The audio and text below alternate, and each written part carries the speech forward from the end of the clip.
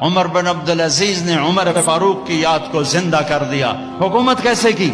عید کا موقع آیا، 12 بچے تھے، ماں سے آ کر کہنے لگے ماں جی عید قریب ہے، ابا سے کہو کپڑے تو لے کر دیں۔ 3 بر اعظم پہ حکومت ہے۔ ماں کون ہے؟ فاطمہ بنت عبد الملک۔ سیاست کی تاریخ میں اس سے بڑی سیاسی عورت کوئی نہیں آئی، آج تک تو نہیں آئی، کل آئے ہوئے تو میں نے پتا کوئی نہیں، آج تک کوئی نہیں آئی۔